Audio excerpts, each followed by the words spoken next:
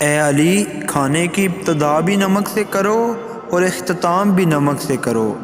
حضرت محمد صلی اللہ علیہ وآلہ وسلم نے حضرت علی رضی اللہ تعالیٰ عنہ کے یہ نصیحت کیوں کی تھی؟ حضور پاک صلی اللہ علیہ وسلم حضرت علی علیہ السلام کو وصیت کرتے ہوئے فرماتے ہیں کہ اے علی، کھانے کی ابتدا بھی نمک سے کرو اور اختتام بھی نمک، کیونکہ نمک میں 70 بیماریوں کا علاج ہے۔ ان میں سے کچھ یہ ہیں: نمبر 1 پاگل پن، نمبر 2 جزائم جسے کوڑ کی بیماری کہتے ہیں، نمبر 3 برس یعنی جلد پر جو سفید داغ بن جاتے ہیں، بلکہ بعض کے تو بال اور پوری جلد بھی سفید ہو جاتی ہے، نمبر 4 گلے میں درد، نمبر 5 دانتوں میں درد، نمبر 6 پیٹ میں درد۔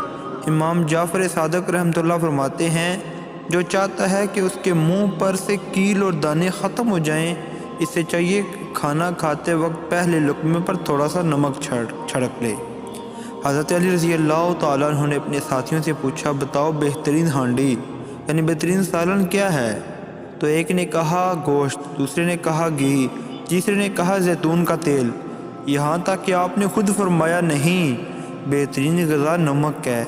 ایک دفعہ ہم حضرت علی رضی اللہ تعالیٰ عنہ کے ساتھ سفر کے لیے باہر نکلے، چنانچہ آپ کا خادم نمک لے کر جانا بھول گیا تو ہم سب بغیر کچھ کھائے واپس آ گئے۔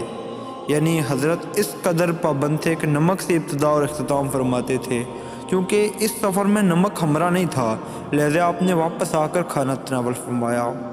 حضور پاک صلی اللہ علیہ وسلم ایک حدیث میں فرماتے ہیں، جو کوئی بھی کچھ کھانے سے پہلے اور آخر میں تھوڑا سا نمک کھا لیتا ہے تو خداوند عالم اس سے 330 بلاؤں کو دور فرما دیتا ہے، جن میں سے کم ترین جزائم ہیں۔